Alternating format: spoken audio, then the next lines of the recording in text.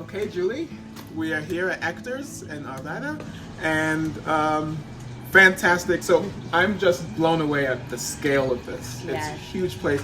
Can you talk to us about Echter's, the history of Echter's, and what you do here? Yeah, definitely. So we've been here since 1959. My grandpa started it with his brother at the time. It used to be a wholesale carnation business, so they did a lot of cut flowers. We had a lot of benches in here where they would grow lots of stuff. They would cut it and ship it all over the country. Wheat Ridge was a big producer of carnations back in the day, so we were kind of a part of that history of And you our said it was the state. biggest in the country, right? Yeah, Wheat Ridge was the biggest producer in the U.S. They used to send bouquets to the White House every week, which is kind Wow. of crazy. But yeah, there was a lot of carnation growers back then. So in the 70s, my dad and my uncle bought the business, and they pivoted to bedding plants. So we kind of changed over to retail, but we still grow a lot of stuff here on site. And how big is this site? Uh, it's really big. We have property across the street. We have all of our retail greenhouses, and then we have growing greenhouses, the warehouse, transplant areas, our offices. So it's really a large area that we work on here. Well, so can you talk to us about some of the challenges that you might be facing here? Yeah, I think the last couple of years, labor is a big thing. It's been difficult to find people. We're a very unique business in that we have such a short growing season, a very short period that we need a lot of labor. So I think we have about 30 year-round employees. In the spring, we have about 120. Inflation has been crazy, just the fluctuation, freight prices, kind of the products that we use, a lot of the plastic that we grow in, it's kind of skyrocketed. Plant material, it was very hard to come by, and then it became available, but the prices are like still leveling out. So dealing with that has been difficult. Yeah, so post COVID, well, during COVID, you had to really change your business model, right? And Yeah. you had to adapt, and you're still adapting because of the supply issues. That makes a lot of sense. And we're seeing that workforce shortage everywhere. Yeah.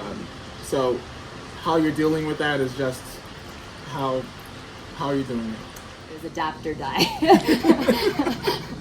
So that's kind Adapt of or die. That's right. That's what we've had to do. I feel like this is a really unique industry, and that we're so affected by weather and I guess the economy and a lot of different factors that we never have control over. So I think that's kind of, if you're going to make it in this industry, you have to be able to adapt. And I think COVID was crazy for every small business, and trying to pivot to an online curbside model for a business that's never even dabbled in was just crazy. But we did it, and we made it through, and I think that's just reassuring. And you did that, given all those challenges, and you still provided community service, right, to the community. Can you talk about that? Yeah, so we have a couple different community service things. My favorite, it's my charity that I kind of put together, so it's my baby. But we do like a Christmas tree giveaway. So it started in 2018. We had a bunch of extra Christmas trees, and they were all going to get recycled, and it just broke my heart. So I came up with an idea to give them away to people that couldn't afford them. So we asked our news outlets and stuff to get the word out, and we ended up giving away 80 Christmas trees that year. Wow. So it was just very moving, all the stories that we heard. We now do a drive to collect ornaments and lights and decorations. So all of our customers and people in the community drop off stuff, usually all of November, all of December. And then I go through all of it, sort it out, make big gift baskets. We give those away with the Christmas trees. That's amazing. Yeah. And then this last year, our Arvada Fire Department dropped off 6 truckloads of toys to give away too. So that was a huge hit this year. We also do Gals Night Out. It's twice a year. It's a ticketed event where we bring in vendors. We do beer and wine. Everyone can hang out, walk through the store, shop. But all the proceeds go to Hope House and Ralston House. We've been working with them for want to say like 10 years now. And then we also do a lot of free classes for the community. So just education on how to grow things, how to deal with different problems. And that's really important here. It's hard to grow. Yeah, Colorado. definitely. It's really hard to grow in Colorado. It's a high desert, so trying to grow any plants here is definitely very difficult. It's not as easy as it would be in any other state.